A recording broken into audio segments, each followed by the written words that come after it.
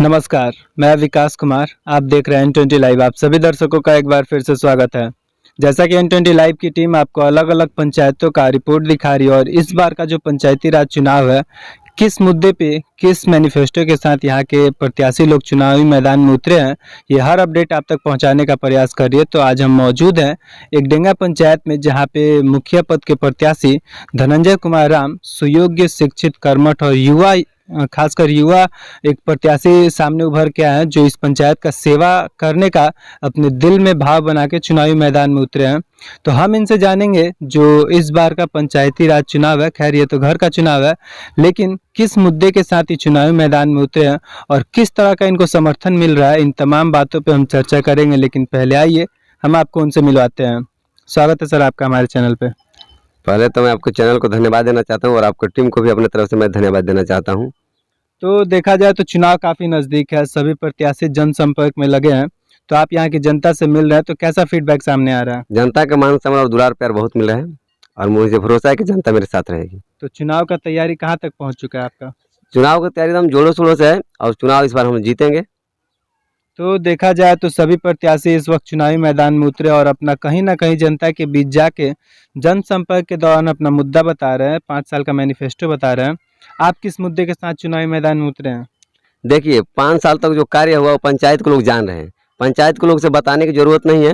दूसरी बात कि हम वादा नहीं करते हैं, क्योंकि झूठा वादा कर कर लोग पंचायतों को हर बार लूटे हैं। हम काम करने में विश्वास रखते हैं, हम वादा में विश्वास नहीं रखते हैं।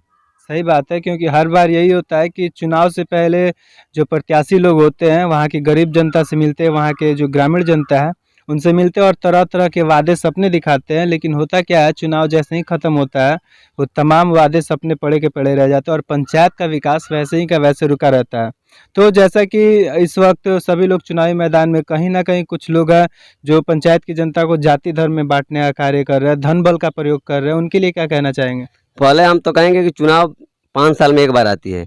चुनाव में भाईचारा बनाए रहें, क्योंकि भाईचारा बना रहेगा तभी हमारा पंचायत का विकास होगा। अगर भाईचारा खत्म हो जाता है तो हमारा पंचायत का विकास करना बहुत मुमकिन होगा, बहुत कठिन होगा। अगर हम ही मुखिया बन जाते हैं और भाईचारा नहीं रहेगा तो विकास में तरह तरह की बाधाएं आएंगी।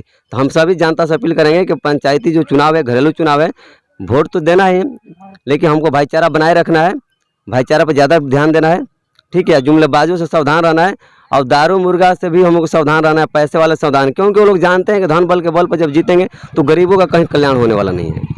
तो देखा जाए तो आप काफ़ी युवा है और चुनावी मैदान में उतरे हैं, तो कहीं यहाँ की जनता से मिल रहा है तो कुछ ऐसा आपको महसूस तो नहीं हो रहा है कि हाँ कहीं ना कहीं मुझ में अनुभव की कमी है?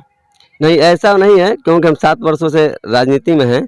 जनता से पहली बार हम नहीं हैं, भले चुनाव में पहली बार हैं, लेकिन जनता से हम लगातार 7 वर्षों से बीच में हैं और जनता हमारे बारे में जानती है। चेहरा बताने की जरूरत नहीं और जनता सोच बुझ ली है कि इस बार किसको वोट देना है, क्योंकि बार बार जनता जो ठगी गई है, इस बार जनता सोच ली कि हम गरीब को बैठा के जिताएंगे, मजदूर और किसान को ही बैठा के जिताएंगे। तो सबसे पहले तो सामने आ रहा है, जैसा कि N20 लाइव की टीम लगभग पंचायतों का ग्राउंड रिपोर्ट देख रही है, तो कहीं ना कहीं शिक्षा और स्वास्थ्य का जो स्तर है वो काफ़ी नीचे है। इस बारे में क्या सोच रखे अपने पंचायत के लिए?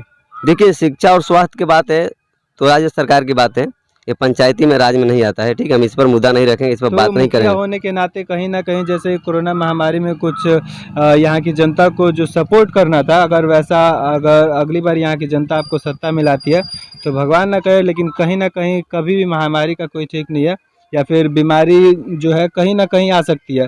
इसके लिए क्या सोच रखे, अगर यहाँ की जनता आपको सत्ता में लाती है तो स्वास्थ्य के मुद्दे को आप कैसे संभालेंगे? देखिए, अगर ऐसा समय आता है तो हम जनता के साथ कदम से कदम मिला कर रखेंगे और एक अपना पर्सनल हम एम्बुलेंस चलवाएंगे, ठीक है। और एम्बुलेंस जो रहेगा निःशुल्क रहेगा पंचायत की जनता के लिए।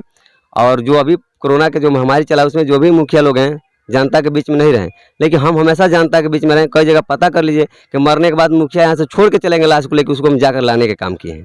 तो जैसा कि यहाँ की जनता से आप काफ़ी सालों से जुड़े हैं, तो क्या आपको लगता है कि यहाँ की जनता पिछले कार्यकाल से यहाँ की जनता संतुष्ट है?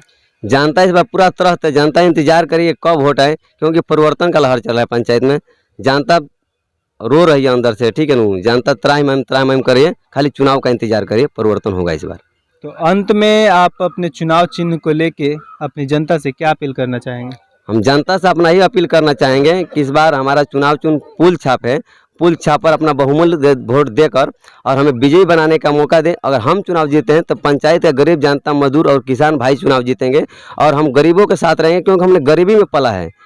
और जब गरीबी से जो बढ़ के जाता है वही आगे जानता है गरीबी से, लेकिन जो गरीबी में पला ही नहीं है वो गरीबी को क्या समझेंगे। सही ठीक बात है, है, गरीब अभी अपने तो गरीब जनता का के दर्द समझ समस्याओं को सकता है। कोई सुना नहीं है। हम पहले ही बता देंगे, गरीब जनता से लोग वादा करते हैं, गरीब लोग हो सीधा साधा लोग होते हैं, वादा करके लूटने के काम करते हैं। तो इस बार लूटने से बचना है। एक गरीब का बेटा को आप मुखिया बनाइए और आपके बीच कभी दरवाजे पाने का मौका नहीं हुआ। जिस तरह हम घूम घूम के वोट मांग रहे हैं उस तरह उस समय हम कॉपी कलम लेके आपके दरवाजे पाएंगे और आपकी समस्याओं को खुद सुनेंगे और उसे खत्म करने का भी काम करेंगे। तो जैसा कि अभी तक हम बात कर थे धनंजय कुमार राम से, तो इनका साफ कहना है कि हमारे पंचायत में जो विकास के कार्य है यहाँ की जनता उससे संतुष्ट नहीं है और कहीं ना कहीं इनके यहाँ की जनता का ही मन में है कि इस बार बदलाव करना जरूरी है।